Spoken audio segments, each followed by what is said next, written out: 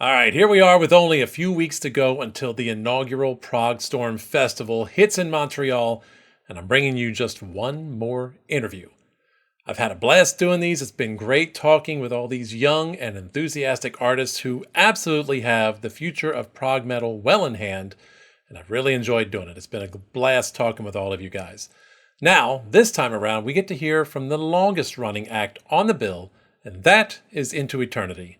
Founding member Tim Roth sat down to chat with me about his extensive festival experience and the joy of coming to this show and watching these up and coming artists, and to give us his perspective on being well, yeah, I'll say it, the oldest performer on the stage. And yes, I can say that because you're still younger than me, Tim. So suck it up, Buttercup. All right, and the rest of you sit back and relax because my conversation with Tim Roth of Into Eternity is coming right up.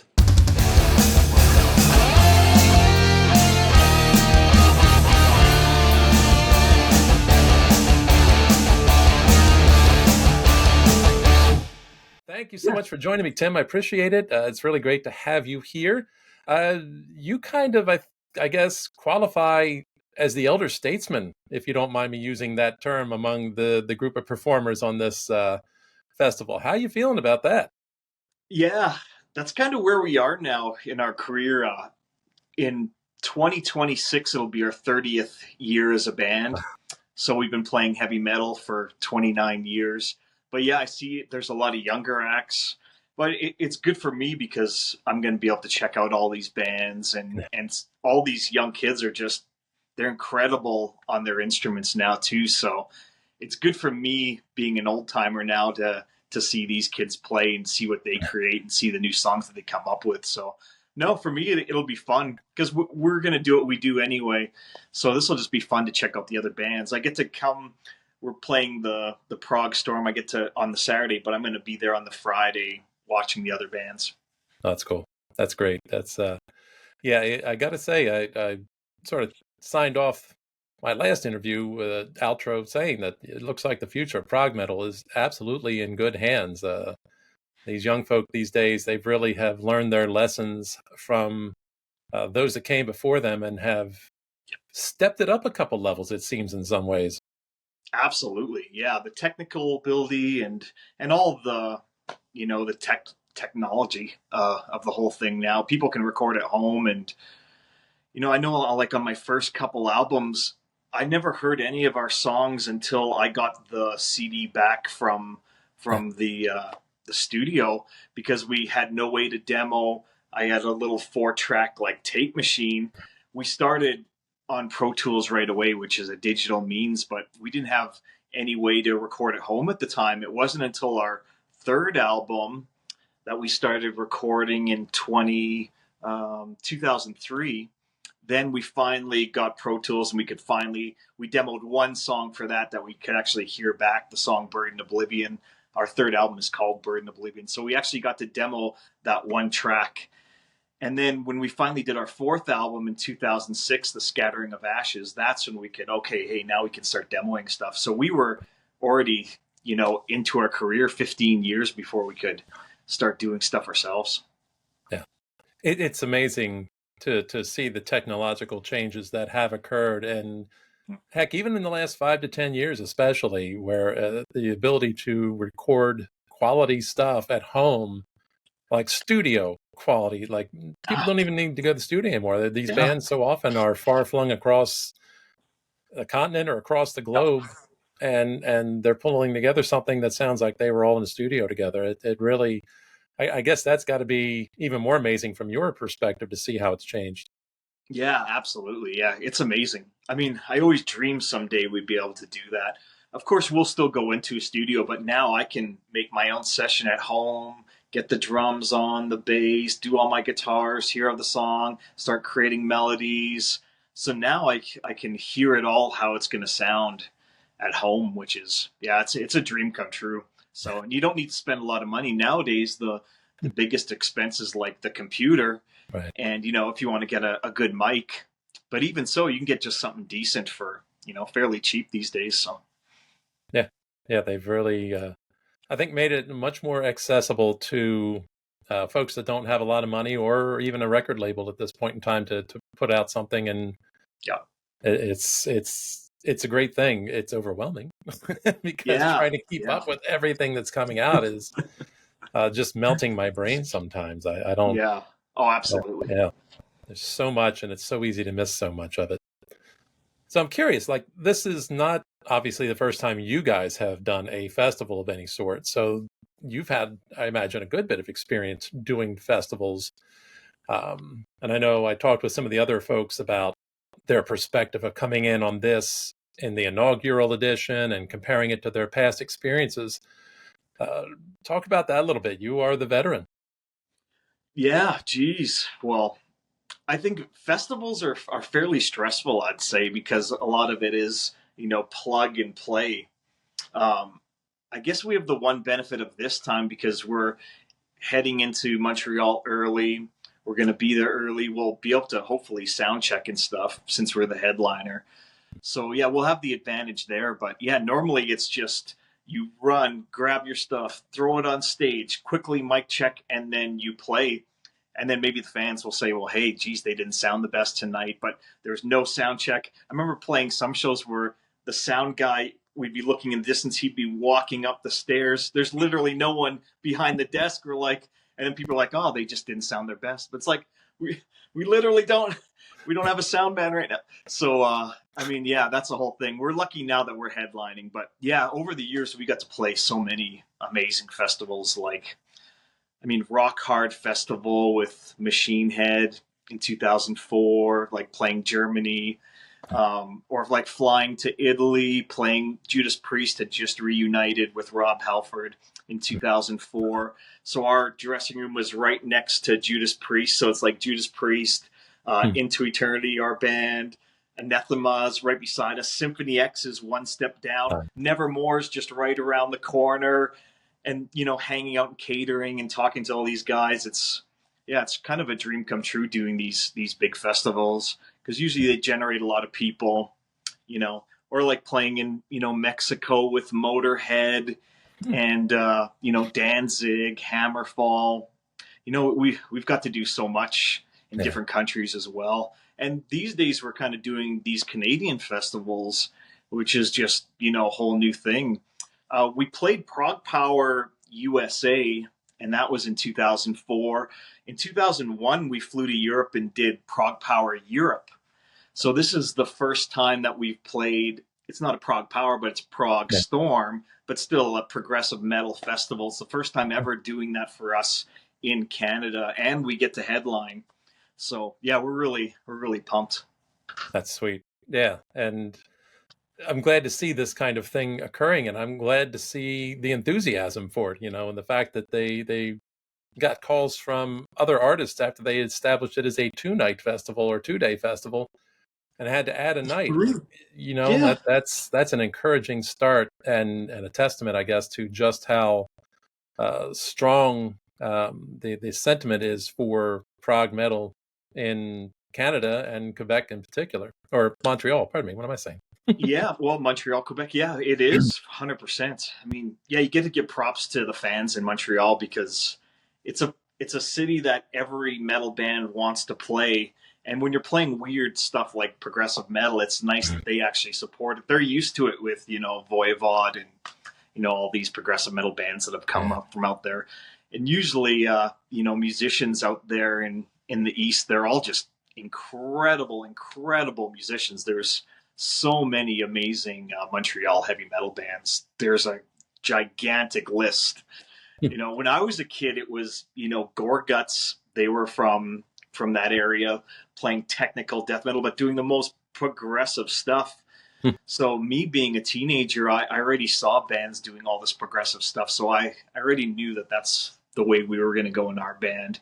We keep things quite just standard too and straight up, but then at times when we need to, we're doing quite off time signatures and a lot of crazy stuff too. So Yeah, nice to mix it up a little bit. And hey, absolutely, like there's nothing wrong with sometimes that 4/4 timekeeping. That's it's I good understand too. that it's beyond my abilities, but I watch or listen to Meshuggah, and it doesn't sound like it's that simplistic, and yet it's all 4/4.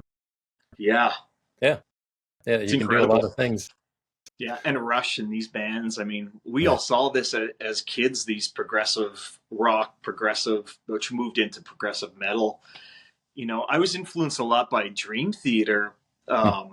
which we did eventually get to go on tour with them, and they're Yeah. not known for bringing out opening bands. So for us, that was another dream come true. But they were influenced by Rush and Yeah. influenced by Yes. Because remember when we did our very first album, we're doing some runs. We're thinking, well, this is kind of a little ode to Dream Theater, and they're like, oh, so you're into Yes? I'm like, well, no, I didn't listen to Yes, but then I thought, oh yeah, well the band I'm influenced by was influenced Yeah. by those bands. But then I love traditional metal as well, Iron Maiden and Judas Priest. So I always knew that I wanted to have nice, good, clean vocals, high, clean vocals, harmony, clean vocals. But then when death metal was ramping up in the late '80s, uh, then that was a big influence as well. So we always decided, well, we're going to do death metal, we're going to do acoustic stuff, we're going to do progressive metal, we're going to do traditional metal, we're going to have everything in one band, and Yeah. that's kind of what we did. Yeah. And it's an excellent mix the way you guys put it together and mesh all those influences together without necessarily just sounding like somebody else. I think that's always the trick, is that it's very easy for bands to wear their influences on their sleeves if they're not careful, but to be able to pull them together and create their own blend where you couldn't necessarily pick it out is not an easy feat. Yeah, the first reviews, people said, well, here's a band that just can't find their sound. They don't know. Even our record label said, please just be black metal, just pick one thing, because it was fairly unusual in the '90s to be doing this stuff. But when I was a kid, I saw Fear Factory were doing it. The Demanufacture album, 1995. Burton from Fear Factory was doing the nice clean vocals, and then boom, going into brutal death vocals. Cynic was doing it in the early '90s, 1992, '93. Yeah. Acid Bath, same time. Where there's so I knew bands were already doing it. So to me, I'm like, well, yeah, that's what I'm going to do in my band. I didn't realize record labels really needed to market a band, and we were sort of a reviewer's nightmare and a record label's nightmare, because how do you promote this weird Canadian band? When we toured with Ed Guy, I remember on stage they're like, that Canadian band, they're so strange. They thought our sound was just so weird. But nowadays everyone is doing death vocals, everyone is doing clean vocals. It's the most common thing in heavy metal. But in the '90s when we were playing, it was really weird for people. Yeah. Yeah, you guys were ahead of the curve because for me, like, I was a late comer for you guys, but first time I started hearing stuff like that probably was mid late aughts when I kind of Yeah. had a due due to being divorced and having more opportunity to dig into stuff. I had a little bit of a rebirth as far as my Yeah. musical discovery at that point in time, and all of a sudden I'm hearing these bands that are mixing the clean and the harsh vocals and all that. And I think Kill Switch Engage was probably one of the first ones I really heard making a thing with that. Uh, and actually, I think the one that first broke for me to really get me to enjoy it was Opeth, because Yeah, Opeth too. like, Mhm. came across it. I'll make the short version of this story, but I noticed them popping up back when MySpace was a thing, Yeah. like as friends of Rush, and at that I branched off to Porcupine Tree and all this, and I remember thinking Yeah. I got them mixed up with OTEP. So Oh, OTEP's a very different new thing. metal. I saw the name and I thought, Rush likes OTEP? Porcupine Tree likes OTEP? I'm like, what the hell? All right, maybe I need to give these guys another listen. And I, of course, realized, wait, this is an entirely different band. And it goes to Perdition was it right there. It's like that just punches you in the face immediately. And I went, okay, I don't know that I can do this growling thing and all this point. And then you hit that first break, that first transition, and all of a sudden you hear Michael Akerfeld's natural or clean vocals. And I went, hold a Whoa. minute, this is the same dude? Like, at that point, I was so completely intrigued because his, I guess it's a baritone, is so smooth and velvety, and he's doing both of these. And then to listen to the rest of the music, there we go. Okay, so all right, if I can do a 50-50 mix, I'm usually pretty good. Those Swedish bands, wow, they Yeah. they're a big influence on us. I mean, we didn't know of Opeth when we were doing our kind of sound, but Killswitch Engage was a band that we were going to tour with. I think it was in 2001, Hmm. and somehow it fell through. And yeah, they hadn't like blew up like how they are now. And we were also supposed to play in 2001 when we toured in Sweden. We had a show with In Flames. And that was another kind of band that was doing the kind of a bit of clean and then the harsh vocals and then the blast beats. So yeah, that whole Swedish sound was incredible. Because I remember sometimes we get interviews saying, "Oh, you must be big Opeth fans," but we just discovered them. We didn't know there was a band in Sweden because the internet was just beginning. There was no way for us to hear this stuff. It was. I bought every magazine I could find. I would even go to like stores and buy like imported magazines from the UK or just so I could see like what's going on in the world because the internet was just so tiny at the time. So, but yeah, another great example, Opeth, of a band that does it right. Just great clean vocals, amazing death vocals. I remember we got a call from our record label. We're finally done touring. We'd done probably 200 days on the road. This was 2005.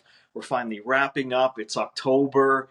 It's the end of the year. We toured the whole year, like with Amorphous and Ed Guy, Hammerfall. We did like a Hate Eternal tour. We did constant all through the US. We did our own headlining shows.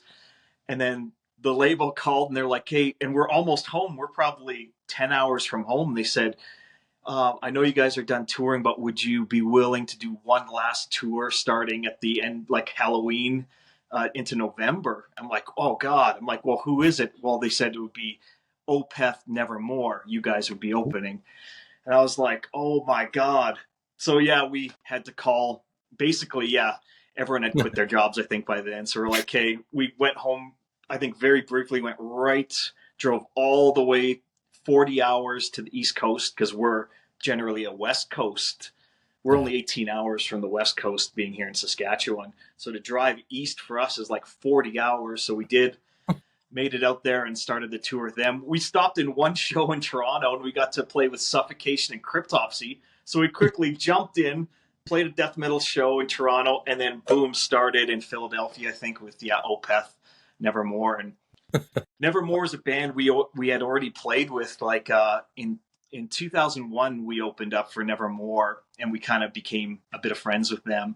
And then we played with them in Italy in 2004 festival. Then we did this tour with Nevermore and Opeth in 05. So yeah, both bands were. I mean, I loved Sanctuary, which was the band before Nevermore. So I already was a huge War Dane fan, and then meeting Jeff Loomis, and it was amazing. And then later on, the next year in 2006, then they said, well, hey, you're going to be touring with Megadeth, and you're going to be playing arenas like for a couple months in the U.S.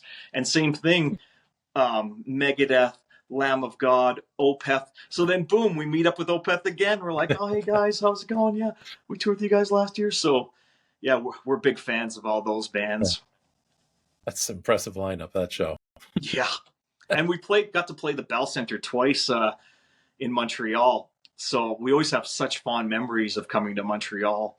And then in 2007, we came back to Montreal, and then we opened up for Dream Theater in the Bell Center. So it was like back-to-back years being in Montreal, playing in this arena. And we're just a bunch of yokels from Saskatchewan. So for us, it's like, this makes no sense that this could be happening for us. So yeah, pretty amazing. There you go. Yeah, you guys have been rubbing some good elbows there, and that's impressive stuff. So, and clearly, I guess they know you in Montreal, so it's almost yeah. It sounds like you've been there often enough. It's almost like coming home. Yeah, it will be. Yeah, we'd always play a club called Le Medley, and then we'd also play Cafe Campus. So we'd play mostly clubs in Montreal, but for a few years there, we got to play the Bell Center. So, but yeah. And talk about an amazing crowd, no matter what. Montreal is known for. It's like a European sort of vibe where everyone is just so into it, and they're all great musicians themselves too. So yeah, it's a win-win. Yeah, I gotta get up there someday. Really do. I need to do my trek to Canada at the very least and hit Toronto. Being a big Rush head as I am. Where are you located then, Dave? I am in New Jersey. Oh South yeah. Jersey. Well, we played the hockey arena in New Jersey too, where the Devils play. Oh Um, yeah, what is that? yeah, I should know, but Longdale we're or close to Philly, so we're more yeah, of a Philly town than we are we're a yeah, Flyers great. town. Not that the Flyers are any damn That good at this point. another great city too, Philadelphia. Yeah. Oh wow. Yeah, we Yeah. always played the Trocadero in Philadelphia, and Uh, we had yeah. so many. I remember when we played the Trocadero in Philadelphia, and we thought, well, we'll be playing downstairs. There's two levels to it, like the Mm. big open downstairs, and we would play down there a lot. But I remember we played with it was Amorphous. So we walked up this flight of stairs. As soon as we got to the top of the flight of stairs, they're like, "Oh no, you're up there." We hooked up the other flight of stairs, and we played this tiny little room. And you could imagine us as musicians carrying 4x12 guitar cabinets. Our guitar heads are 100 pounds. We're like, "Hey, get it in. Let's lift it up. Let's get up the flight of stairs." Then we have another flight. I mean, I think that was the only time, but normally we'd play the big area in Philadelphia. But Yeah. yeah, you never know what's going to happen in these cities. Yeah. And it's funny, the Troc is currently sitting Done. vacant. Yeah. I Wow. don't know that it's ever coming back at this point. Tower Theater Wow. too. Wow. Yeah. Yeah, the Yeah. Living Arts Theater we played with Opeth. Yeah. Right.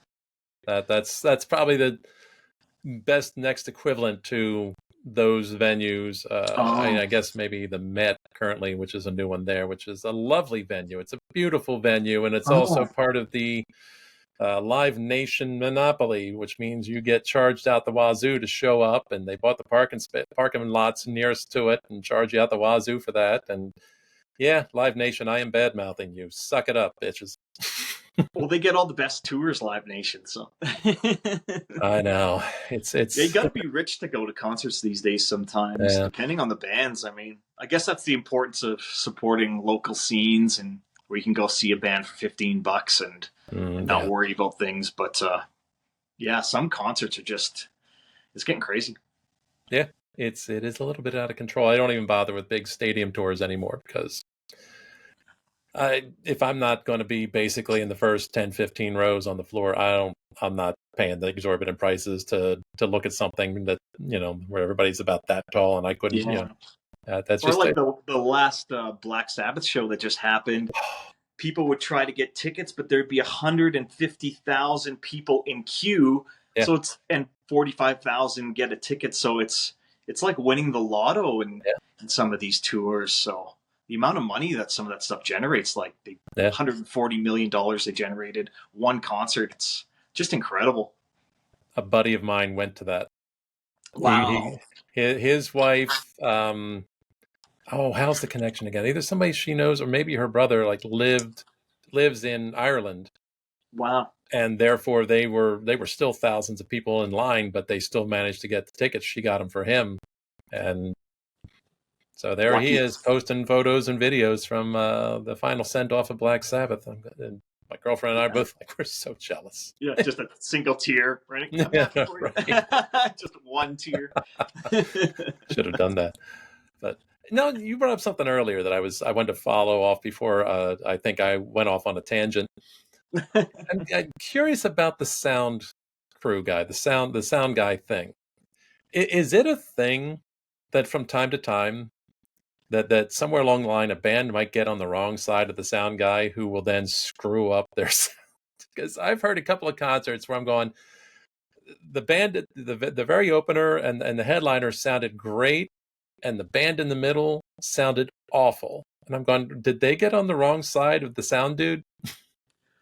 That can happen. And I mean, we've been on a tour where they cut all the channels that we had to play. We had very little to, and I mean, we have a bunch of singers too, and it was a big trouble. And they would drop Hmm. the PA. So yeah, those tactics are common.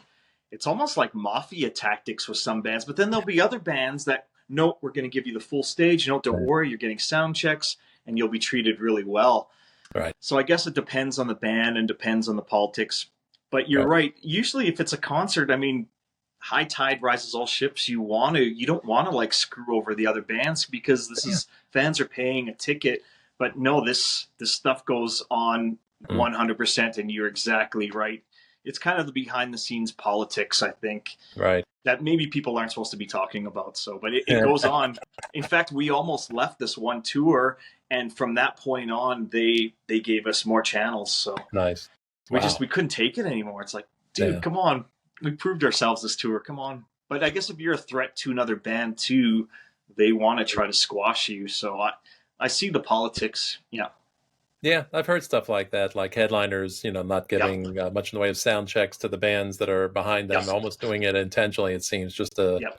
Or getting no mess them up. lights or anything. Lights have to be shut off when the Yeah. headlining band, which fair ball too, because it's the headliners tour. You're lucky to be on these tours. You're playing for their crowd. You're trying to build your band, and you do sometimes have to pay your dues. Mm. So yeah, I see both sides of it, but no, Yeah. it does happen. You're right. Yeah. Worst I ever heard was that the headliner, they screwed up his mic for about half his Oh, show. It's like, are you kidding me? I won't say who because I don't want anybody to. yeah, But yeah, the crowd was it can getting happen. really restless because you could, and this is like a person. It's like this wasn't a band, and it's just the vocalist. It's like this is the solo artist and his band. Like you were cutting the mic on the solo artist. Oh, dudes, come on. Ay, ay, ay, ay, ay, ay, Yeah, that, ay. that crowd was getting ready to turn a bit ugly. I guess when money's involved and there's egos and stuff, yeah, these things can happen.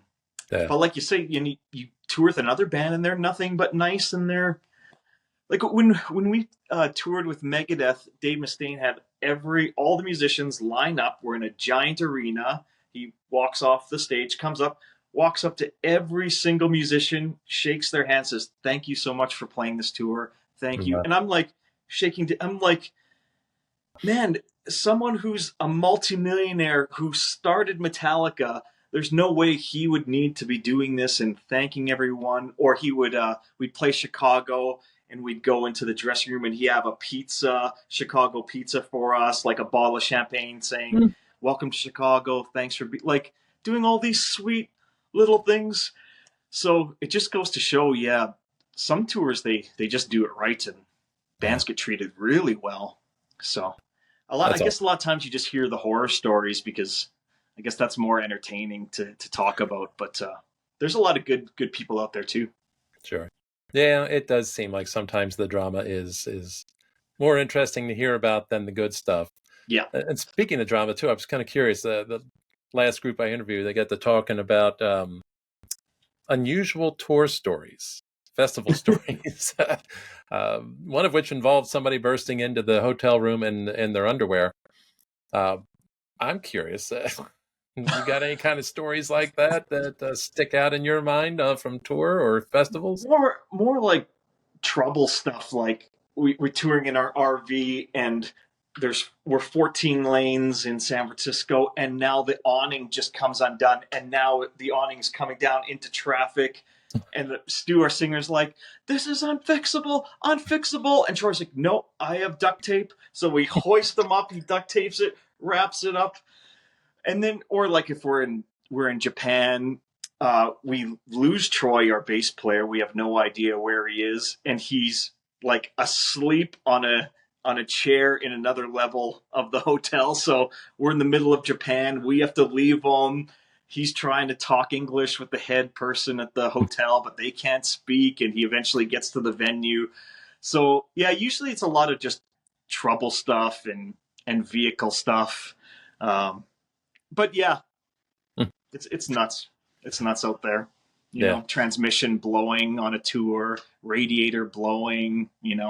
Oh, there's so many trouble aspects of it, and musicians themselves are nuts themselves. So I'm sure we have other Mhm. stories like that. I'd have to think of some. I had a vision in the moment as you were talking about the awning falling Oh, off, and nightmare. I got Jeff Spicoli in the head going, I can fix it. Yeah, that's what it was. We like lifted Troy up and he started duct taping. What happened is our driver had gotten too close to a tree in San Francisco, and bam, he bent the awning, but it was still on there. So we're like, "Oh, we're fine. Let's continue on." But no, then now we're leaving, and boom, the whole thing. And it's Oh, all 14 lanes of traffic, 7 lanes, 7 lanes. These U.S. cities are like wow. just gigantic. We must have been in L.A. at that time, but yeah, wow. Yeah. Well, on the upside, if that's the worst that's happened, that's probably a pretty good thing. A couple of years ago, I talked to a tour manager, Rick Fulner. I don't know if you might have met him at some point in time, and Oh, because he's been around for a lot, and he's had to deal with like people dying on tours. So like, holy wow. crap! Like, yeah, Wow. okay. If your awning falling off is the worst story you've got, or somebody coming into the room in their underwear, Yeah, then you that's, count yourself lucky. yeah, oh, that's fine. Yeah. Losing band members in other countries, oh boy, Yeah, no, that's always yeah. tricky. So, meanwhile, circling back on Progstorm now, where is your position in the lineup? If I remember correctly, you guys are on the final night. Are you the festival closers? Well, there's going to be 3 nights. Yeah. Now there's going to be Friday, Saturday, Sunday, but we're right in the middle. We're on the Saturday Okay. and we're headlining the Saturday. It was the last night, but they added an extra day. So Yeah. now we're kind of in the middle of this festival. Yeah, Gotcha. and we'll be headlining the Saturday night. So yeah, August 9th. Yeah. So See, this is yeah. why you don't trust my memory. I'd literally read that like an hour or two ago. Yeah, Still no, couldn't you remember it. are right, and you probably did read that because yeah, at one point it was the final night. Okay. Yeah, they've just added now to it, but yeah, Yeah. no, it's going to be awesome. Yeah, I'm can't going wait. with that explanation. Thank you. Thank you for that excuse. That's why I thought that. But I'm curious, like for your preference, because that's one of the questions I asked some of the other folks. Like, do you prefer to be early in a festival, late in a festival? Do you want the responsibility of gearing the crowd up for the night, or for the whole thing, or closing it out? Where do you like to play in the order? I mean, we're happy just to play, but no, I mean, I don't want to headline. If I could, I'd want to be direct support or maybe a little bit down, because yeah, usually a lot of people maybe would want to leave too by the last band at some Mm, point because maybe they in big cities sometimes yeah. transit is shutting down or they have to catch the train or so yeah, but at this point in our career, we should be quite happy that we're out and headlining festivals. So no, Yeah. it'll be fine. There's not a ton of bands. I think it's like 4 bands that night. So Right. it's not going to be a thing where there's like 13 bands and everyone is burnt out by the time the last band happens. It'll be all good. We're Yeah. happy to headline. Yeah, it makes Cool. sense. So when you got a career as long as you guys have, how hard does it get to be to decide which songs make the set list? Yeah, there's a lot of fighting on that.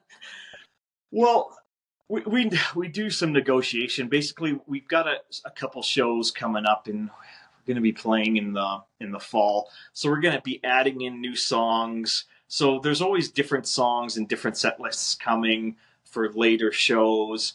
So for this show is going to be more of a greatest hits, and I think we have just over an hour that we're supposed to be playing an hour. So I think our set is just slightly over an hour. Mm. So yeah, it's going to be a lot of the greatest hits. We're going to be doing a lot of our music videos, like spiraling into depression video, our timeless winter. We shot a music video for that in LA. Severe emotional distress shot a video for that, so we'll be playing Wow. that. So we'll be playing for sure a lot of the video tracks. But then, yeah, it's going to be an awesome set. Yeah. Album, we're going to be doing songs from our second album, Dead or Dreaming. Buried in Oblivion was another big album for us. We'll be doing songs off that, and of course, The Scattering of Ashes. We're in Stu joined up, Stu Block, our singer now. Cool. So yeah, no, it's going to be great. We'll be playing Yeah. songs that people should know. Yeah, Yeah. Nice selection over the course of all the years, right? yeah, it's not easy though. I can't imagine how bigger bands do it because yeah, Yeah. Well, it's like you mentioned with Dream Theater. It's like, oh, they don't have a lot of bands supporting them anymore. It's like, well, sure, because they do 3 hours and play 6 songs. yeah, and yeah, their song they'll do a 10-minute song that's one song down. Yeah. It's like wow. Yeah. Or like a change of seasons. It's like, oh yeah, so 23 minutes. It's like, oh great. Yeah.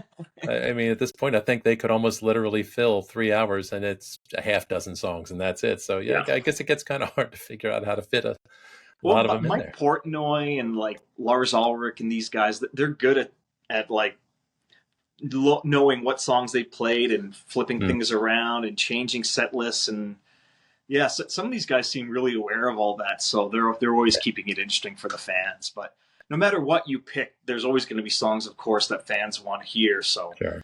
but then there's always a chance we'll come back and then we can change up the set list again. So, Yeah. but It's yeah. a good problem to have, I guess. That means you've had a very long career, and it's tough to fit all the songs Yeah. everybody wants to hear into a night.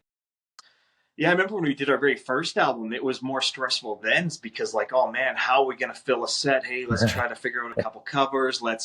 I think it's more stressful when you're starting and if you have to headline, if you get some success. True. I mean, generally you'd be opening or direct support, but that can happen if you're playing, a local show and you have to headline now. It's like, how are we going to fill that time? So yeah, for us, it's the opposite. We're like, things get cut.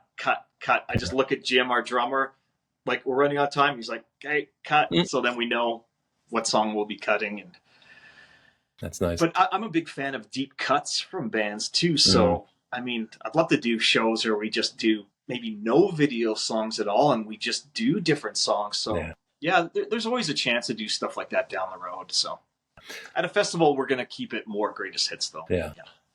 And I think you bring up a great idea there, that somebody somewhere needs to take and run with that. Let's do a deep cuts tour. Yeah. Where we pull out the stuff you really never hear us play much. That I think in many ways, especially for bands with the really long careers, would be awesome. Like I just did a video on my favorite Rush deep cuts, like things you won't hear live. Yeah, this next one's Trees. It's like, oh, great, awesome, okay, great. Like, yeah, that'd be amazing. Yeah. I mean, it won't be Rush now, but it's a great idea for other bands, for sure. Yeah. I'm never going to get over the absence of Rush. Yeah. But what an iconic band. Yeah. Yeah, indeed. Yeah, the closest I get now is the old Bubba Bash. Oh, cool. Oh, that's awesome. The tribute, I don't know if you're familiar with it, the tribute concert to Neil that cool. has started to happen. They've been doing that for 3 years running now, and I'm lucky enough that it is at the venue near us traditionally. So wow. Beautiful. Oh, man. And what a drummer. Yeah, and Portnoy's been at it 2 out of 3 times, which is nice. Wow, yeah. He's the guy to be there. Yeah, 100%. So, very cool. That's how we got on the Dream Theater tour was Mike Portnoy. He was our in. So, thanks to Mike for getting us on that tour. So, he needs to get props. So, yeah, he is very much the organizer and the herder of the cats, both for them on the tour and their songs and all that stuff. So he does seem to have that reputation, but he was also great at identifying bands that would go great with Dream Theater on tour. So absolutely, over and over. And I'm sorry I had to miss as many of those concerts as I did back in the day, but hey, money at the time was tight. Yeah. Mm-hmm. Yeah. No, but it's tough to go to every show too. It's impossible. There's so many great shows. Yeah.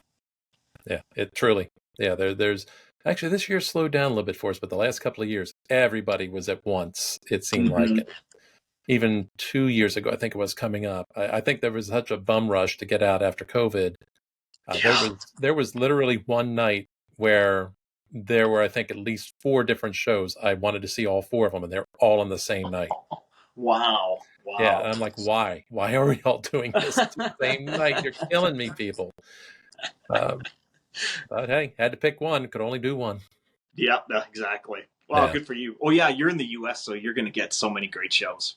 You're right. After COVID, everyone really pushed out. I know there were like trailer rentals were an issue. Tour buses, couldn't get tour buses. And then the prices tripled and the gasoline tripled and hotels tripled. And it can be real expensive to try to tour now. We did it for fairly cheap when we were out because our record label eventually bought us an RV.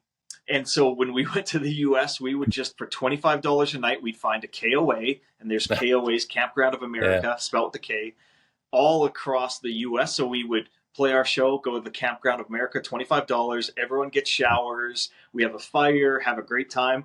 I mean, a lot of times we'd be looking forward to the camping. We're like, oh, hey, we got a show. Remember, guys, we got to go tonight. So we did it really cheap. Yeah. Yeah, and that's the hard part. That's actually one reason I'm glad that this particular festival is occurring in Canada, because I think that opens up a few doors cost-wise for a lot of bands, and immigration-wise, comparatively, it opens up a few doors more easily. Yeah, and the visas have all been on hold for bands, and I mean, it's a real struggle, and those have tripled in price too. So, it's a serious expense. For a Canadian to try to go into the U.S. Man, you'd have to have quite a few shows to try to break even now. Yeah. Yeah, that's a shame. But you guys get to do it. I'm sorry I'm going to have to miss it. I was looking for a way to find myself up there, but it isn't going to work out. Timing-wise, I found out about it too late. But the Yeah, no fact that problem. it's happening and it's something that sounds like it's very encouraging to happen again next year, that gives me some hope right there. Yeah. Oh no, this is great. Anything that promotes progressive metal, I'm on board. So yeah, Yeah. no, it's a real honor that we get to be on the very first one. So Yeah. we've done Europe, we've done the US for prog festivals, but now first Canadian prog Very festival cool. for us. So yeah, we're pumped. Awesome. Awesome. I'm so glad you guys are all doing this, and I'm so glad to hear everybody excited about it. It sounds like it's going to be a really high energy event, and fans enjoying it as much as the fans. So that's an awesome thing. I'm flying up early. I get to go see Lincoln Park August 3rd at Oh, the Bell Center. So I'll be flying down, see Lincoln Park in an arena, have a day off. Then I get to go to the festival, check out the bands. So yeah, for me, I'm on vacation when I get to Montreal. So yeah, I'm so pumped. that's awesome. I'd love to get back to New Jersey again too. That'd be great. Hey, come on down. We got Yeah. places, especially if you can hit the Scottish Rite Auditorium there, right down the road, 3 miles from my house. Steve Hackett loves to play there, so like that's always like Wow. an easy show for us when he comes around. So Well, New Jersey, the place we'd always play was called the Stone Pony oh in New yeah, Jersey, and Asbury it was Park, yeah, It was fairly close to Manhattan, yeah, and just across. I know Skid Row played there, Sebastian Bach, and those kind of bands. yeah. Maybe even Bon Jovi in the early days. So yeah, that was a famous venue we used to play. Yeah. Nice. Yeah, that is a very cool venue. I have been. I've only seen people at the summer stage, unfortunately, because Oh just yeah. the way it worked out. But that was a nice open air thing in the middle of the summer. So Yeah. hey, Cool. can't beat that. So nice. Excellent. Tim, it's been an absolute pleasure chatting with you, my friend. I've enjoyed Yeah. this. I've enjoyed meeting you.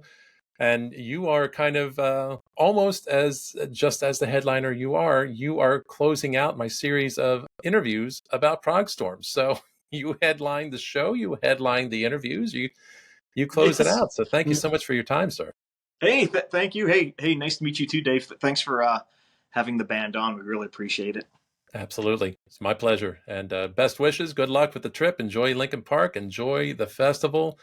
Progstorm, folks, get your tickets if you haven't gotten them already, because here's another one of the acts you're going to get to see. So, Awesome. Tim Roth, thank you very much, sir. Yeah. All the years, all those experiences, all the stories into eternity, and Tim Roth are absolutely the elder statesman of Progstorm. And yet, never had anyone running around in their underwear or charcuterie in the mosh pit. Curious. Anyway, another big thank you to Tim for joining me, sir. It was a blast. Absolutely enjoyed it. I was so glad to meet you. I hope you have a great time at the festival. Sit back, relax, enjoy it, and also kick a little bit of ass with the rest of those youngins. And of course, a big, huge thank you to everyone watching. Don't forget to do the like and the subscribe thing before you go, if you wouldn't mind. Meanwhile, I promise I will be getting back to the album reviews very soon. I got backed up on some things, got jammed up, but I am getting back to those before you know it. I mean it. Finally, as always, I leave you with the usual reminder to never fear to deviate from the norm. And as always, keep it proggy. Rock on, Progstorm.